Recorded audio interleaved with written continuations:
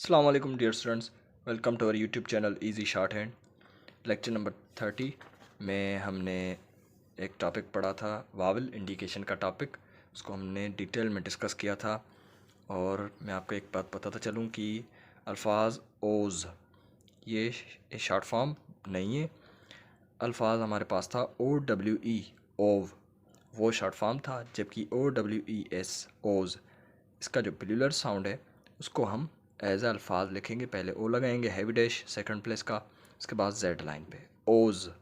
Os को हम लिखेंगे एज अ वर्ड, जबकि OWE ओव को हम लिखेंगे as a short form. Short form आपको पता है कि आपने किस तरह लिखना है। अबव द लाइन आपने हैवी डी को हाफ कर देना है, सही है, कुछ इस तरह से। OWE इसका शॉर्ट फॉर्म हमने कुछ इस तरह पढ़ा था, सही है। आई होप आपको ये चीज़ समझ में आ गई होगी। ये सारे के सारे रूल आपने पढ़े हैं, हमने डिस्कस किए हैं बारीकी से इनको, सही है। इन अल्फाजों की आपने मशक करनी है, प्रैक्टिस करनी है। उसके बाद हमारा जो नेक्स्ट टॉपिक है वो है स्पेशल फ्रेजेस। स्पेशल फ्रेजेस इसमें आ गए हैं और नीचे दिए हुए शॉर्ट फॉर्म। स्पेशल फ्रेजेस आप इनको यूँ समझ लें कि ये भी एक तरह के शॉर्ट फॉर्म्स ही होते हैं, लेकिन फ्रेजिंग के फॉर्म में होती है, सही है। मैं यहाँ पर टॉपिक दे देता हूँ, स्पेशल फ्रेजेस, सही है। इनको आए डिस्कस करते हैं हम। ये ज़्यादा मुश्किल नहीं है और बस थोड़े से समझने की देर है।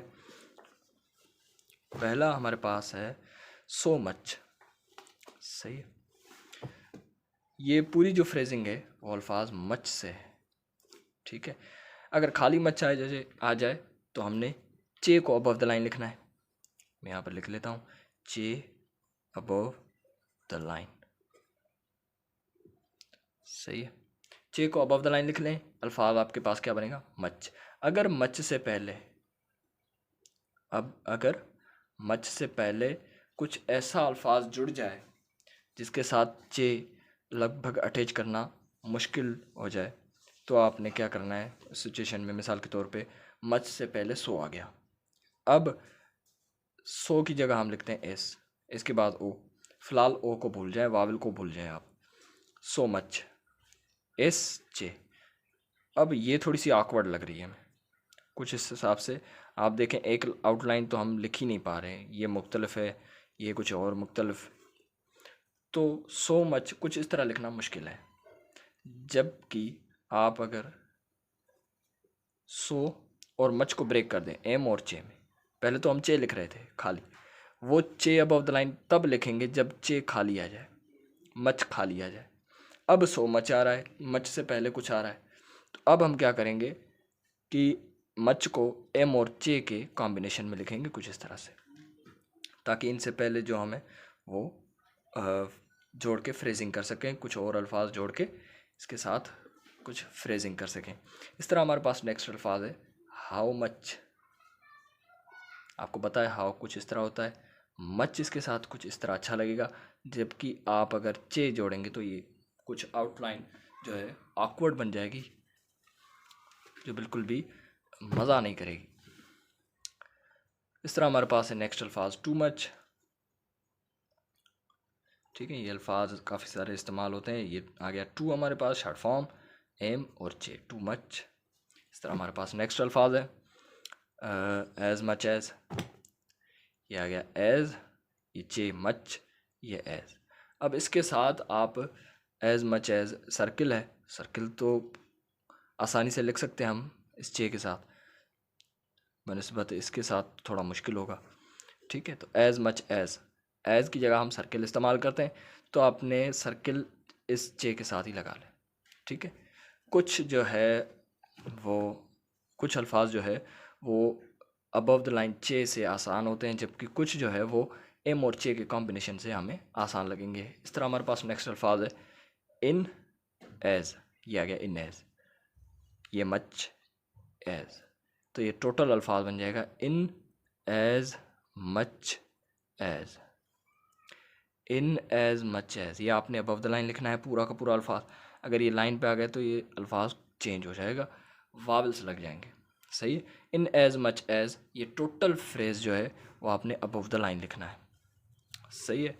इन एज मच एज, इसमें हमने एम और चे का कॉम्बिनेशन इस्तेमाल नहीं किया क्योंकि चे अबव द लाइन से ये आसान है। एज मच एज पॉसिबल, अब इसको ज़रा समझें। एज मच एज पॉसिबल, ये आ गया एज मच। अब सर्किल दो स्ट्रेट स्ट्रोक के दरमियान आ गए तो सर्किल जाएगा बाहर। इन एज मच एज पॉसिबल को हम लिखते हैं पी एस से। ठीक है, काफ़ी सारी जगह पे आप इस्तेमाल कर सकते हैं कि लुक पी एस लगा लें पॉसिबल। इस तरह पॉसिबल अगर आप अल्फाज की तरह लिखना चाहें तो ये कुछ अल्फाज पॉसिबल जो अल्फाज है वो कुछ इस तरह है। ठीक है, इसमें हुक लगता है, लेकिन आपको अगर किसी अल्फाज के साथ जोड़ना है तो पी एस को आगे लगा लें ताकि आपको अंदाज़ा हो जाएगा कि ये पॉसिबल है। ये आ गया हमारे पास लुक, ये पी एस साथ में डिसजॉइन कर लें या ज्वाइन कर लें तो ये आपको आवाज़ पॉसिबल का ही मिलेगा। इसके बाद हमारे पास नेक्स्ट है एज़ अर्ली एज़ पॉसिबल। आसान सी आउटलाइन है, बहुत प्यारी आउटलाइन है। देखें, ये हमारे पास अल्फाज होता है अर्ली, ERLY, अर्ली।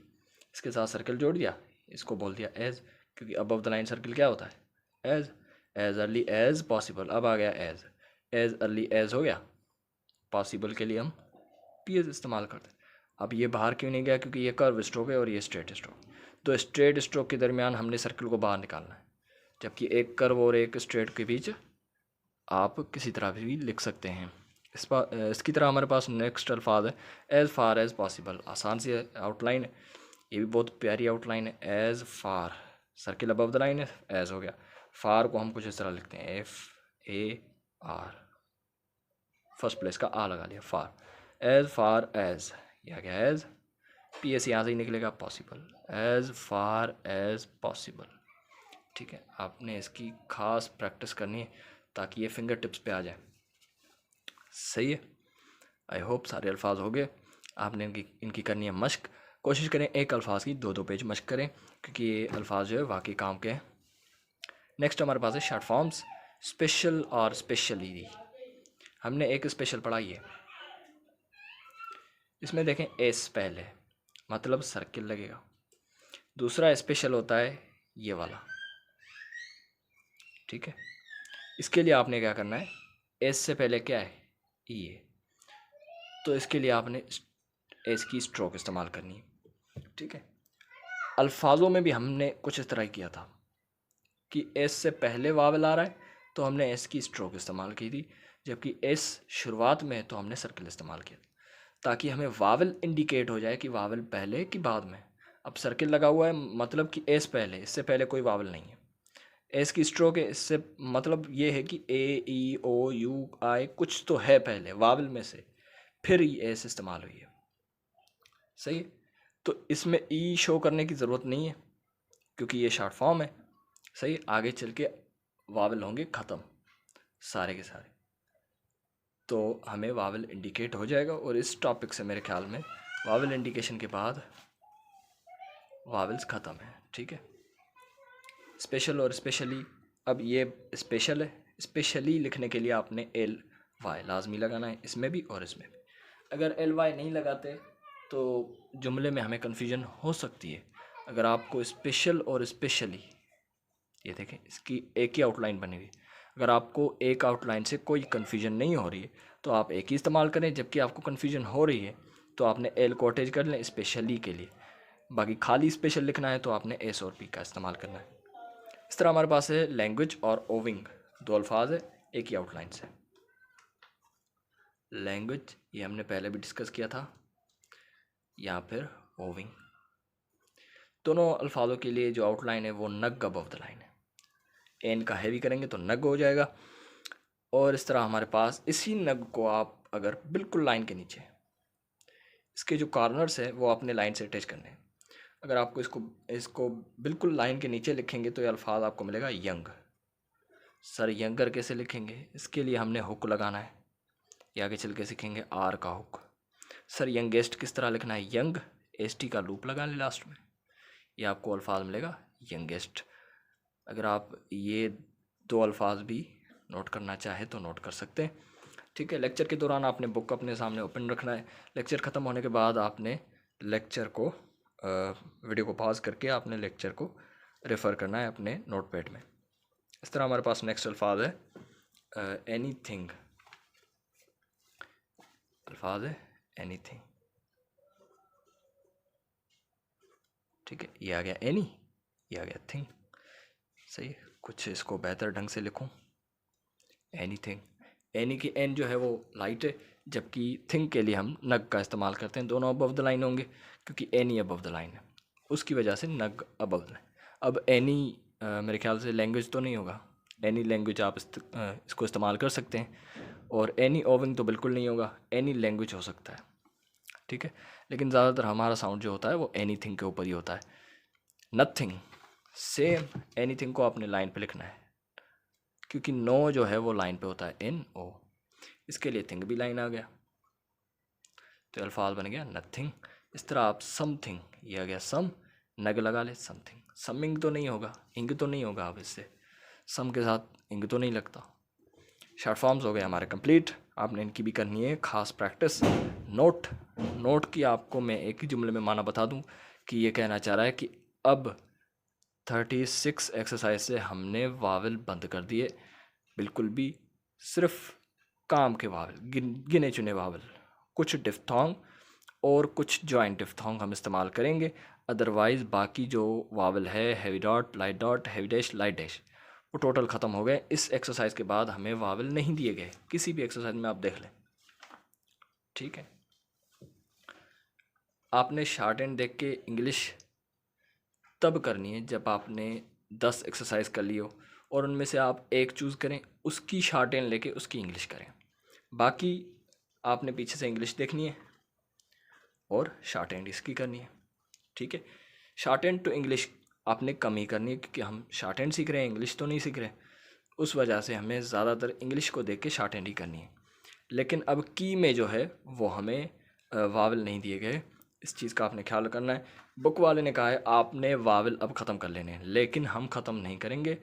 140 एक्सरसाइज इसमें, 140 तक हम वावल लिखेंगे और ये बुक कंप्लीट करने के बाद ही हम वावल ख़त्म करेंगे। ठीक है, लेकिन एक और पॉसिबिलिटी है। अगर आपको अंदाज़ा हो जाता है कि वावल अल्फाज में किस तरह लगा हुआ है, तो आपने 100 एक्सरसाइज पे आकर फिर वावल ख़त्म कर दें। सही है, और उसके बाद आपने वावल लिखना ही नहीं है। 40 एक्सरसाइजेस की आपने वावल नहीं लिखना, और जो हम स्पीड बनाएंगे उसमें भी आपने वावल नहीं लिखना। सही है, वावल क्यों नहीं लिख रहे हम अब? क्योंकि वावल जो है हमारी स्पीड रोकेंगे, और वावल से हमें सिर्फ लाइन का अंदाज़ा होना ज़रूरी है। ठीक है, वावल सिर्फ हमें इस शॉर्ट हैंड में इसलिए सीखते हैं ताकि हमें लाइन का अंदाज़ा हो जाए, कौन सा अल्फाज अबव द लाइन है, कौन सा ऑन द लाइन है, कौन सा थ्रू द लाइन है, इस हिसाब से। सही है, आज का हमारा यही लेक्चर था। मिलता हूँ मैं आपको एक अगली वीडियो में। वीडियो पसंद आने की सूरत में वीडियो को लाइक, शेयर और कमेंट लाजमी करें, और अपने ओपिनियन मुझे कमेंट में बताएं, और क्वेश्चन जो भी हो वो आप कमेंट में कर सकते हैं। इंशाल्लाह क्वेश्चंस के ऊपर आपके क्वेश्चंस के ऊपर जो है वो वीडियोस बनेंगी। और चैनल पे नए हैं तो चैनल को सब्सक्राइब कर लें। अल्लाह हाफ़िज़।